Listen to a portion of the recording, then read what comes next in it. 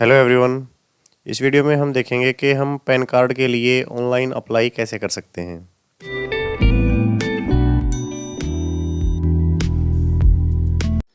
Pan card के लिए हम दो कंपनीज के थ्रू अप्लाई कर सकते हैं। एक NSDL और दूसरी कंपनी है UTI TSL। तो इन दोनों कंपनियों में से किसी से भी हम ऑनलाइन अप्लाई कर सकते हैं पैन कार्ड के लिए। इस वीडियो में हम NSDL के थ्रू अप्लाई करेंगे। अगर आप गूगल में लिख के सर्च करेंगे अप्लाई फॉर पैन कार्ड तो NSDL की वेबसाइट का लिंक ओपन होगा। इस पर अगर आप क्लिक करेंगे तो ये एप्लीकेशन फॉर्म ओपन हो जाएगा आपके सामने। इसमें सबसे पहले हमें एप्लीकेशन टाइप सेलेक्ट करनी है कि इंडियन सिटीज़न के लिए बनवाना है या फॉरेन सिटीज़न के लिए, या फिर हम पैन कार्ड में कोई करेक्शन करवाना चाहते हैं तो वो भी हम यहाँ से कर सकते हैं। तो सबसे पहले तो मैं यहाँ से सिलेक्ट करूँगा एप्लीकेशन टाइप इंडियन सिटीज़न। उसके बाद कैटेगरी में आपको सिलेक्ट करना है कि आप इंडिविजुअल के लिए पैन कार्ड बनवा रहे हैं, किसी फर्म के लिए, किसी ट्रस्ट के लिए। तो यहाँ से आप कैटेगरी सेलेक्ट करेंगे। उसके बाद नेम का टाइटल सेलेक्ट करने के बाद जो अदर डिटेल्स हैं वो एंटर करेंगे हम।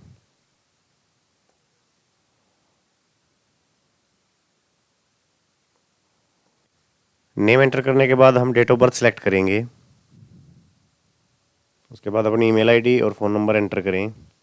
तो ये सारी डिटेल्स एंटर करने के बाद इस चेक बॉक्स पे क्लिक करेंगे और फिर कैप्चा एंटर करके सबमिट पे क्लिक करने के बाद ये टोकन नंबर जनरेट करता है एक आपके एप्लीकेशन के रेफरेंस में। ये टोकन नंबर अगले महीने के एंड तक वैलिड रहेगा। इट मीन्स कि आपके पास अगले महीने तक का टाइम है पैन कार्ड के लिए अप्लाई करने के लिए इस रेफरेंस नंबर के साथ। अदरवाइज़ आपको ये पहले वाला स्टेप दोबारा से करना पड़ेगा। तो उसके बाद फिर हम क्लिक करेंगे continue with pan application form.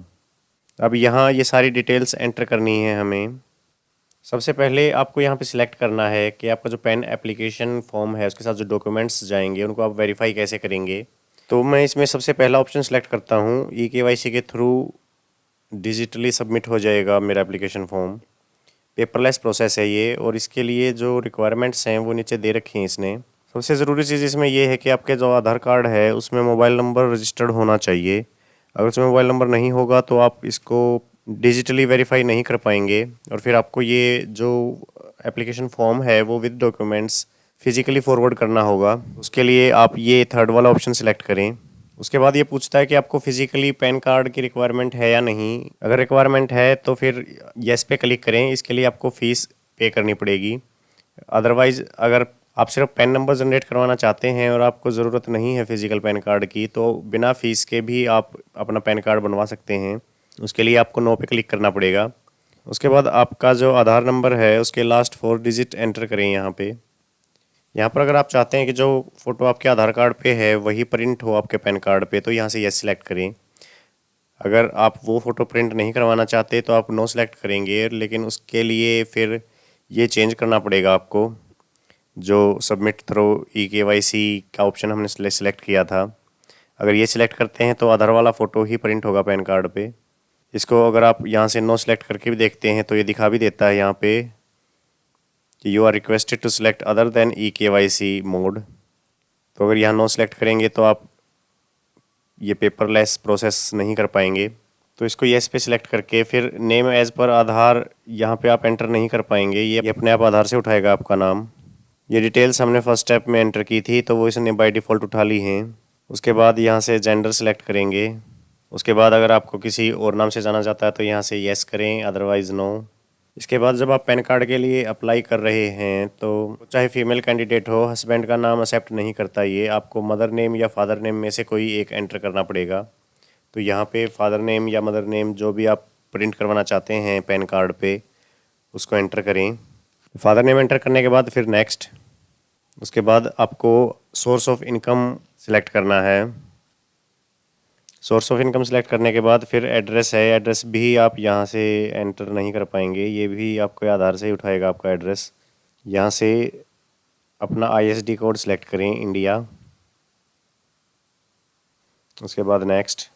Third step पे आके अब ये area code, AO type, range code, ये कोड मांगता है आपसे। इनके बारे में आपको पता नहीं होता तो इसके लिए आप यहाँ से सिलेक्ट करें इंडियन सिटीज़न। उसके बाद स्टेट सेलेक्ट करें अपना। स्टेट सेलेक्ट करने के बाद आपका शहर सेलेक्ट करें, जो भी डिस्ट्रिक्ट है। तो जब ये आप अपनी डिटेल सेलेक्ट करेंगे तो यहाँ से एरिया कोड, एओ टाइप, रेंज कोड और एओ नंबर यहाँ से उठा सकते हैं आप। नीचे जो ये डिटेल्स दी हैं इसने, इसमें से सिलेक्ट करें आपका जो गांव है या आपका शहर में कौन सा एरिया है आपका। तो इसमें से जो सबसे पहला ऑप्शन है वो तो उनके लिए है जिनकी इनकम 5 करोड़ से ज़्यादा है। उसके बाद आप इन ऑप्शंस में से सिलेक्ट कर सकते हैं। अगर आपको अपने वार्ड का पता है, वार्ड 2, वार्ड 3, वार्ड 5, तो इनमें से डायरेक्ट सेलेक्ट कर दें। Otherwise contact income tax department in your district. Income tax के पर्पज़ से एरिया कोड को पता करने का एक और तरीका है। अगर आपके फैमिली में या आपके आस पड़ोस में कोई ऐसा है जिसका पहले से पैन कार्ड बना हुआ है और वो अपनी इनकम टैक्स रिटर्न फाइल करता है, तो जिस आईडी से इनकम टैक्स रिटर्न फाइल की जाती है उसको ओपन करें। उसके बाद प्रोफाइल सेटिंग्स पे क्लिक करें। प्रोफाइल सेटिंग्स में सबसे ऊपर है माई प्रोफाइल। माई प्रोफाइल पे क्लिक करें। माई प्रोफाइल पे क्लिक करने के बाद बिल्कुल लेफ्ट हैंड साइड में पैन डिटेल्स हैं। पैन डिटेल्स पर जब आप क्लिक करेंगे तो उसके नीचे ज्यूरिडिक्शन डिटेल्स ओपन हो जाएंगी। इसमें एरिया कोड, एओ टाइप, रेंज कोड सारी डिटेल्स हैं। तो जो आपके फैमिली मेम्बर का या आपके पड़ोसी का एरिया कोड है, मोस्ट प्रोबेबली आपका भी वही एरिया कोड होगा। तो आप यहाँ से भी अपने एरिया कोड पता कर सकते हैं पैन कार्ड के लिए। उसके बाद जैसे ही आप इस पर टिक करेंगे तो ये एरिया कोड, एओ टाइप ये अपने आप एंटर हो जाएंगे इसमें। उसके बाद नेक्स्ट। इस पेज पे आने के बाद आपको डिक्लेरेशन करनी है। यहाँ से हिमसेल्फ या हर सेल्फ सेलेक्ट करने के बाद प्लेस एंटर करें। उसके बाद इसको सबमिट कर दें। फर्स्ट पेज पे आपने आधार के लास्ट 4 डिजिट एंटर किए थे। अब यहाँ पे जो फर्स्ट 8 डिजिट्स हैं वो एंटर करने पड़ेंगे। आधार के फर्स्ट 8 डिजिट्स एंटर करने के बाद ये सारी डिटेल्स वेरीफाई करवाएगा आपसे। जो अभी तक हमने फिल की हैं वो 1 बाय 1 शो कर रहा है ये। तो ये सारी डिटेल्स चेक करने के बाद कोई डिटेल आपको गलत लग रही है तो आप एडिट कर सकते हैं। अदरवाइज़ प्रोसीड पे क्लिक करें। तो अब आपको पैन कार्ड के लिए जो फ़ीस है उसकी पेमेंट करनी है। ये डिमांड ड्राफ्ट का ऑप्शन है लेकिन आप इसको सिलेक्ट नहीं कर पाएंगे। पेमेंट आपको ऑनलाइन ही करनी पड़ेगी। तो उसके लिए 2 ऑप्शन है। आप पेटीएम से पेमेंट कर सकते हैं या ये दूसरा मोड है, अगर आप पेटीएम यूज़ नहीं करते तो बिल डेस्क के थ्रू भी पेमेंट कर सकते हैं। तो ये फ़ीस है पैन कार्ड की 106 रुपये 90 पैसे। इसके बाद आई एग्री वाला ये जो रेडियो बटन है इस पर टिक करें और फिर प्रोसीड टू पेमेंट। यहाँ पर आप अपने क्रेडिट कार्ड, डेबिट कार्ड या फिर इंटरनेट बैंकिंग किसी भी मोड से पेमेंट कर सकते हैं। अगर आप यूपीआई से पेमेंट करना चाहते हैं तो क्यूआर पे क्लिक करें। उसके बाद ये जो कोड है इस पे क्लिक करें और मेक पेमेंट पर क्लिक कर दें। इसको स्कैन करते ही आपकी जो यूपीआई ऐप है उस पर लिखा हुआ आएगा NSDL e governance infrastructure limited. तो NSDL कंपनी को पेमेंट कर रहे हैं आप। जैसे ही आपकी पेमेंट सक्सेसफुल होगी तो ये शो कर देगा उसको। अगर आप इसको स्कैन करने की बजाय नेट बैंकिंग या डेबिट कार्ड वगैरह से भी पेमेंट करना चाहते हैं तो वो भी कर सकते हैं आप। फीस सबमिट होते ही आपकी एप्लीकेशन भी सबमिट हो जाएगी। फीस सबमिट होने के 2-3 दिन के अंदर ही ई पैन जनरेट हो जाता है और पैन कार्ड की हार्ड कॉपी भी लगभग 1 वीक में आपके होम एड्रेस पर पहुंच जाती है। तो ये था NSDL के थ्रू ऑनलाइन पैन कार्ड बनवाने का पूरा प्रोसेस।